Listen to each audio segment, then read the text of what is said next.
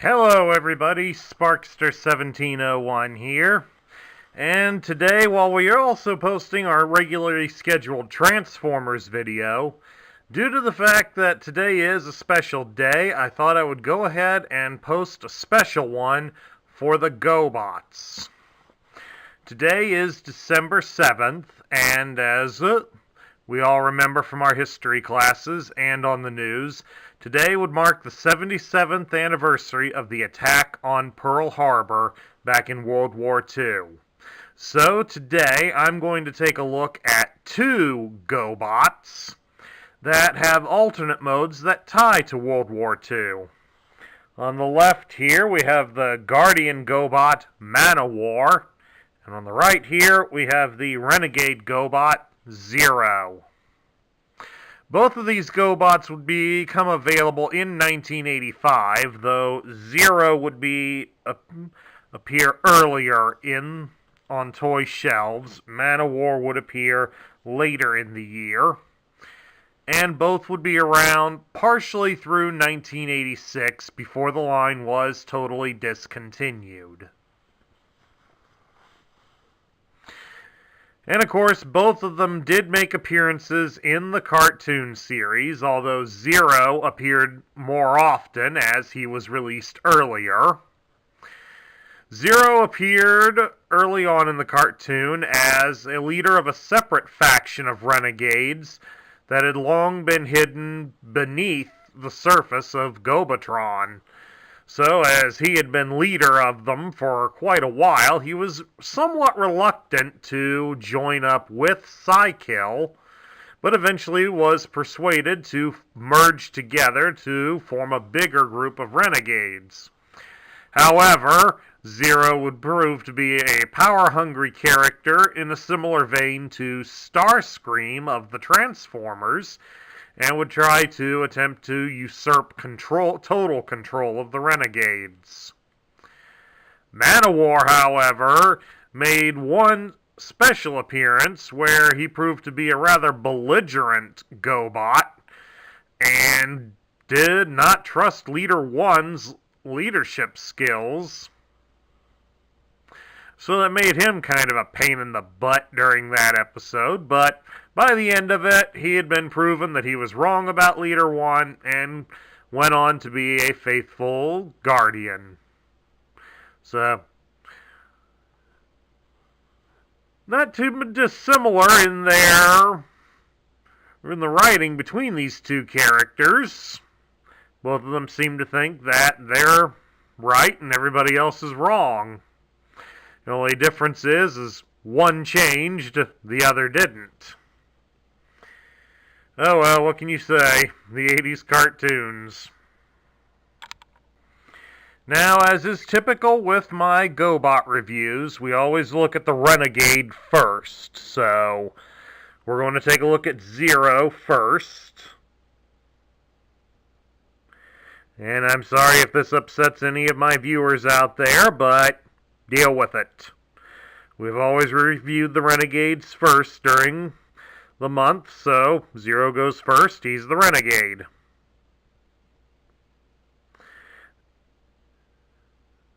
This is a nice close-up of Zero. He's a little wonky to hold on to due to the way the hip joint is designed here. This isn't my original Zero. This is the second one I've purchased. And I can tell you he does get a little wonky here at the hips due to the fact that the hip joint is used quite frequently for the conversion, but as you can see, you can also get him to do a splits. As for articulation, the only other articulation is in his arms. You can rotate his arms at the shoulder all the way around, but as you can see, it forces you to remove both arms at the same time, so it does sort of limit his posability.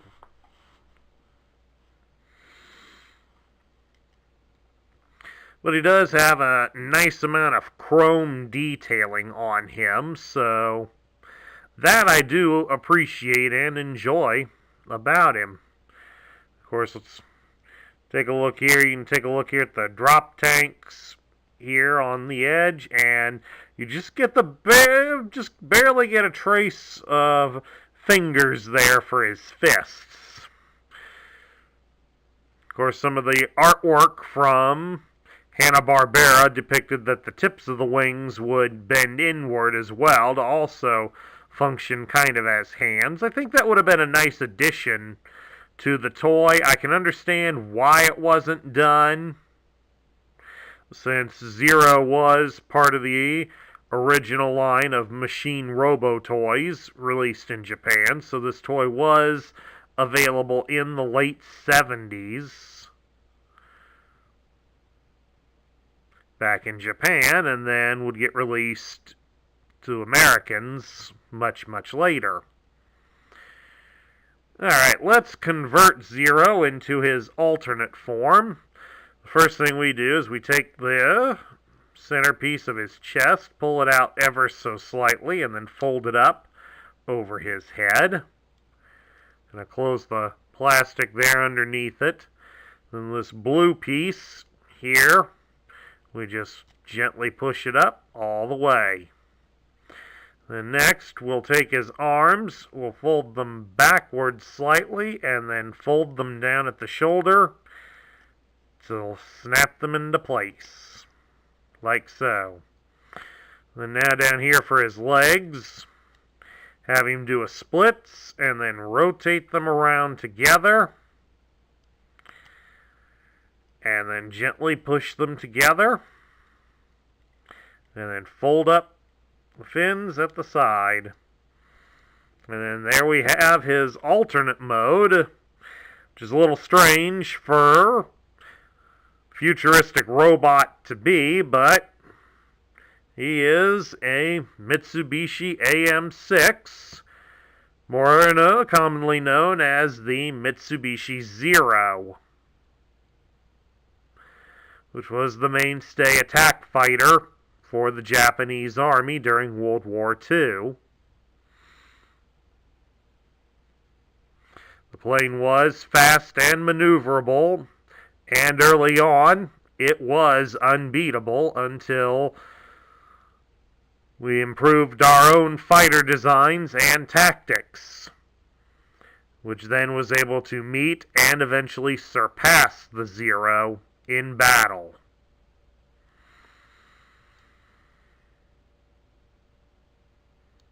And of course, the Mitsubishi Zero would also play something of a role for Star Wars, as some of its features would also be incorporated into the TIE Fighter used by the Empire.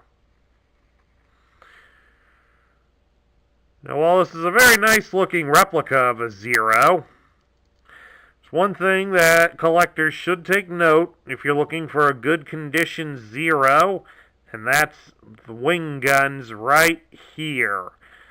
The machine guns here on the wings, these are very, very fragile because they're very thin plastic.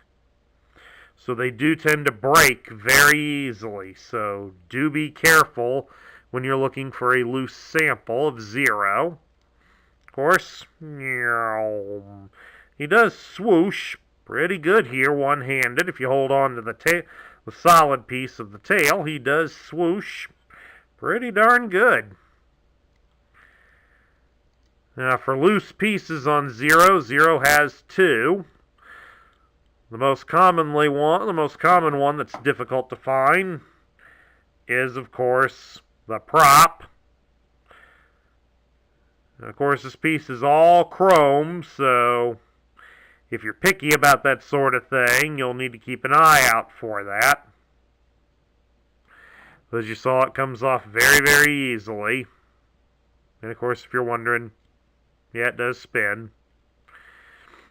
And the last piece is this one down here in the middle. The central drop tank.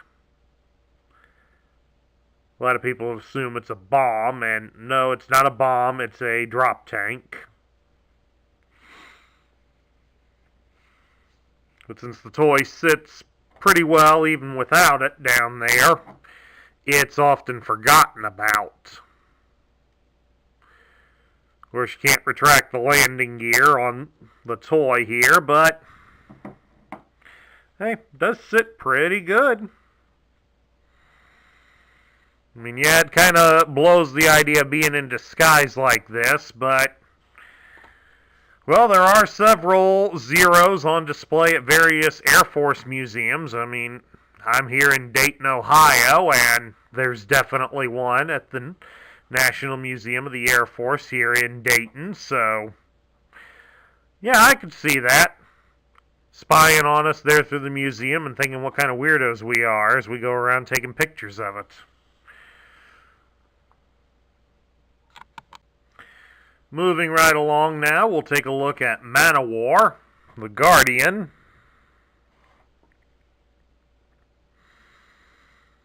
And he's a bit odd-shaped for a robot due to the bow of his alternate mode sticking out like a sore thumb here on the back of him. You can't get it to fold down any better than that, I'm sorry. But as for articulation goes, he does have it there at the arm. You can rotate the arm all the way around at the shoulder. Plus you can move the arms back at the shoulder a bit, so... and slightly forward. This is as far inward as they can get, so... if he came with a gun, he'd have some swivel arm battle grip like a G.I. Joe. And then down here at his legs, you can bend him at the knees, like so. I don't know why anybody would want to do that, but apparently you can do that.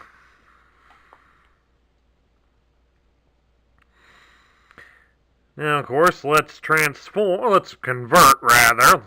Remember, Transformers transform, GoBots convert. Let's convert him into his alternate mode. First thing we got to do is we fold his arms down, like so. And we'll get this piece behind his head, fold it up, and adjust it a bit. Takes a little bit of effort, so that it goes onto his head perfectly. It's all this plastic that it has. Doesn't always want to work with you. There we go. Then, of course, we take his arms and we're going to fold them back and under. You kind of do it one at a time so that they can be notched up into the piece behind his head. And then pressed together firmly. And then back here at the back, we fold down his feet. And then push his legs up against the body, and then we just raise up this section here in the middle. And here is Man-O-War's alternate mode. He's a battleship. More specifically, he's built to represent the Iowa-class battleship that was entering service in World War II. The USS Iowa, the lead ship of the class, was in the process of being constructed in 1940, just well before the attack on Pearl Harbor. The Iowa class was designed to be different than what we had in the Navy at the time. She traded massive firepower and loads of armor for speed, making her considerably faster than most other ships in our fleet. Thus, she was able to run and gun at enemy ships and provide cover for many of our larger and considerably slower ships.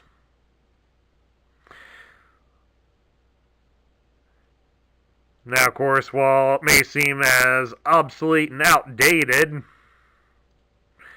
as the Zero was, there was an initiative back in the 1980s when these toys were released, to bring these ships back into active service, as we didn't have anything to replace them. The petition was successful, and 4 of the Iowa class were brought back into active service. However, by 2011, all 4 of the Iowa class ships had been totally decommissioned and have been converted into museum ships. And while it would be nice to hope that Man-O-War here could float, that's not gonna happen, folks. But Man-O-War does have, as you can barely make out down here, we'll get one closer, there's little tiny wheels down here, so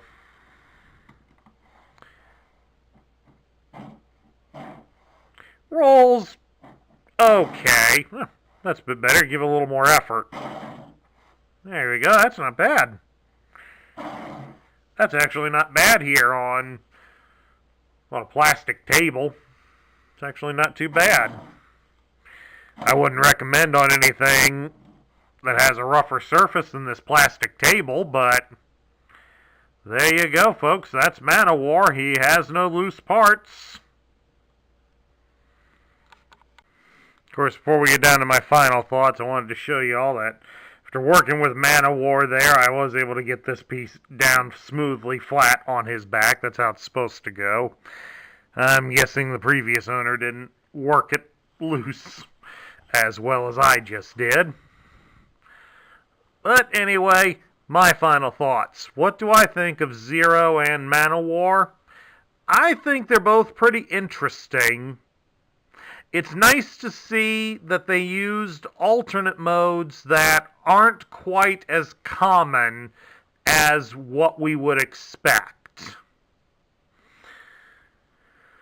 So this was back in the days where the toys did use real vehicles and such, and granted, it does come off as kind of silly using something that's obsolete and out of date, as both of them admittedly were obsolete in the 1970s and 80s when their toys were released. It is a bit strange, but it is also understandable when you look at it from a cultural perspective. And that's what I try to do a lot, especially with the GoBots here, as many of them were released well prior to the 1980s when we got them here in the United States and, of course, everywhere else in the world. But there is a lot of historical significance with their alternate modes, and that makes them interesting, as it does encourage us to try to understand a little bit more about them and probably the culture behind them. As, let's face it, we are losing plenty of our veterans from World War II,